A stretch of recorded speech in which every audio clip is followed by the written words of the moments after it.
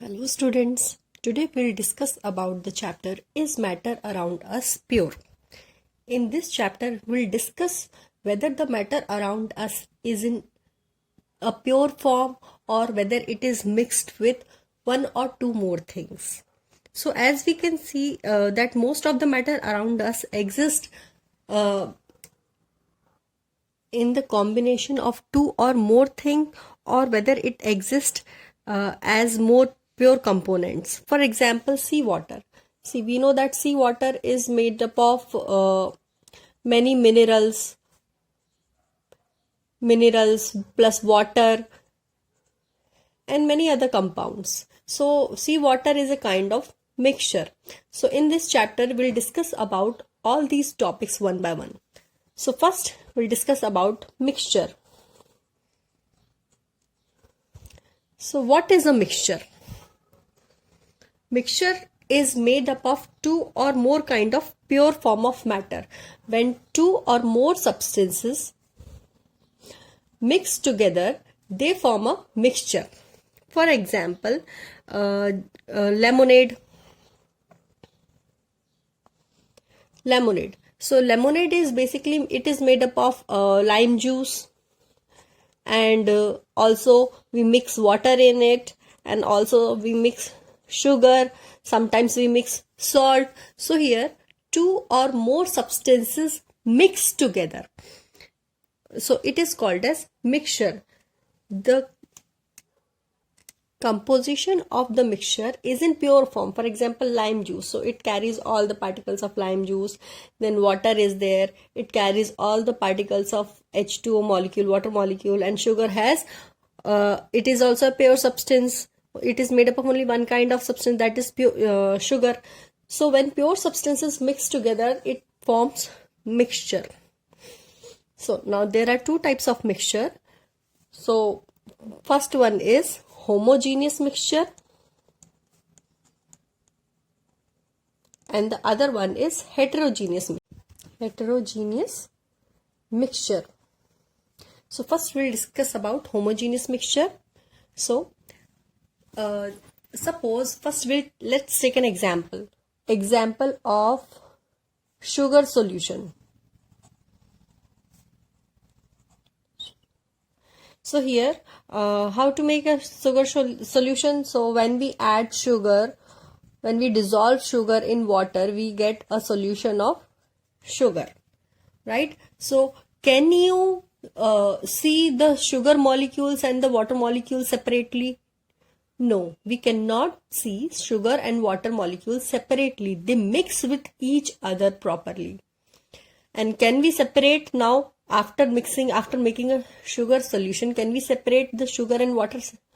So it is difficult to separate sugar and water. We cannot separate sugar and water easily. So such type of mixture is called as homogeneous mixture, in which components cannot be separated easily.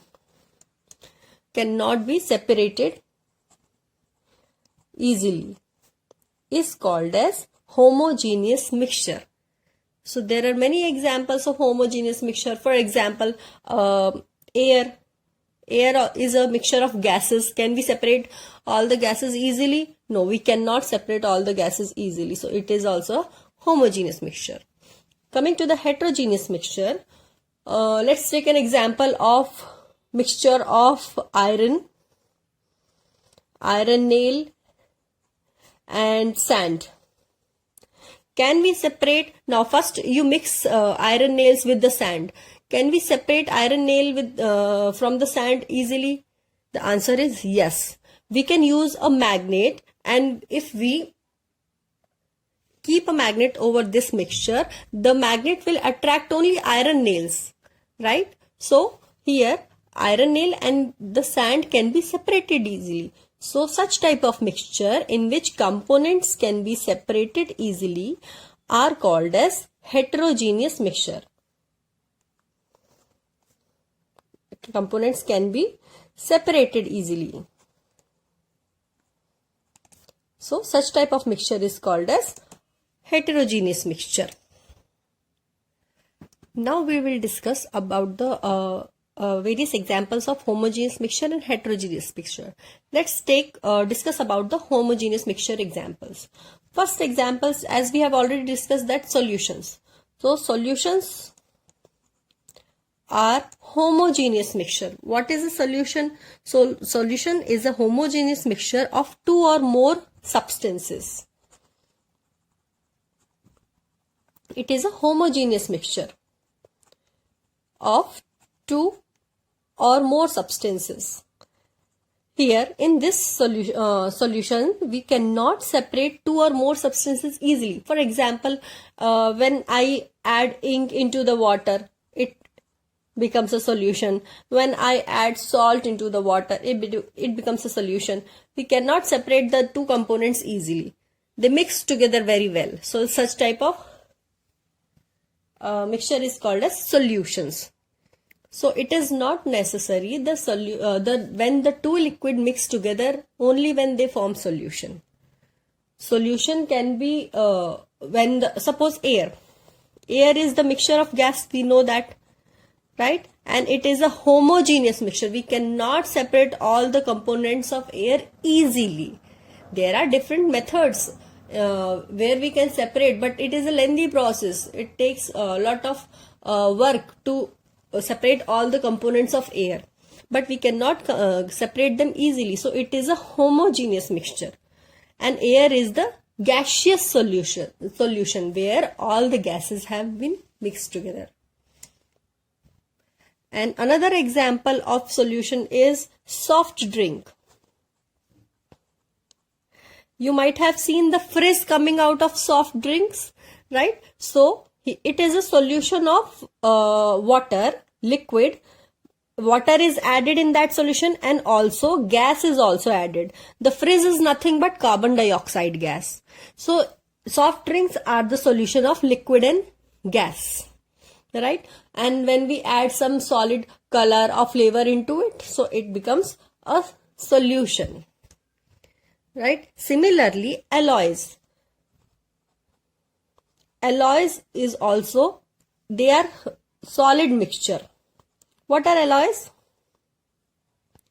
Alloys are the mixture of two or more metals. Okay, so the mixture of when two or more metals are mixed, they are called as alloy. So obviously it is a solid mixture, because here also two or more metals are mixed together. So it is not necessary that solutions are always in liquid form. They can be in gaseous form, they can be in solid form also. Now coming to the properties of solution. So there are few properties of solution. So first one is, as we have already discussed, that solutions are homogeneous mixture. Okay. The second property is the size of the particles of solution are smaller than 1 nanometer. Okay, so they are smaller than 1 nanometer. The particle size is smaller than 1 nanometer. So they cannot be seen by our naked eyes. Third is the solution. The particles of the solution do not scatter beam of light. Scatter beam of light. Okay, they can, when the light is passed through a solution, they do not, the light do not get spread. Okay, so this is called scattering. So they do not scatter the beam of light. Fourth property is, when solution is kept undisturbed, then also, see, suppose I have given you a solution of sand and water. Okay, I have dissolved, example, just taking an example, I have dissolved sand in a water. So if you keep this setup undisturbed for some time, what happens here? After some time, the sand settles down, right? And we can see the separate layer of sand and water. But if I give you a solution of sugar, and water and keep it undisturbed for some time, will this sugar settle down after some time? The answer is no. So here the solute particles do not settle down. Therefore, a solution is always stable. Why solution is called as stable? Because here the solute particles do not settle down. Okay. So we say that a solution is stable. Is stable. As I have used the word solute, this means that a solution is made up of two things, that is solute and solvent. Solute are the substances which gets dissolved in solvent. For example, again I'll take an example of sugar and water, or you can take the example of salt and water. Here we are dissolving the sugar in the water. It is in small quantity, it is in large quantity. So sugar is solute and water is solvent. The substance which gets dissolved is called as solute, and the substance which dissolves the solute in it is called as solvent, and these both combine together to form solution. Okay, if I take an example of lemonade, here lime or lemon juice is mixed with water. So here the lemon juice is solute and water is solvent. Okay. So depending upon the amount of solute, how much solute we are adding to the solvent, a solution can be categorized into three categories, that is diluted solution, concentrated solution, and saturated solution. Okay, if the solvent is more and the solute is in very less amount, that is called as diluted. Okay, and when solute is in a bit higher amount, and obviously solvent is more than solute, but the quantity of solute, if we increase the quantity of solute, that is called as concentrated. I'll give you an example. I have a glass of water. If I add only 1 spoon of salt in it, that means it is diluted. If I add 2 or 3 spoons of salt in it, now it becomes concentrated. That means I have increased the amount of solute in the solution. And third category is saturated solution. Saturated solutions are the solution in which solvent does not dissolve solute any further. I mean, it dissolves the solute in it, but it also has some capacity to dissolve solute. Each solvent has some maximum capacity to dissolve solute, after which it cannot dissolve solute further. So that solution is called as saturated solution. Suppose, again taking an example of water and salt, suppose this is the glass filled with water. If I keep adding salt in it and I stir it, after some time the water will no longer be able to dissolve salt in it. So that solution is called as saturated solution. So based on the amount of solute, solution can be divided as diluted, concentrated, and saturated.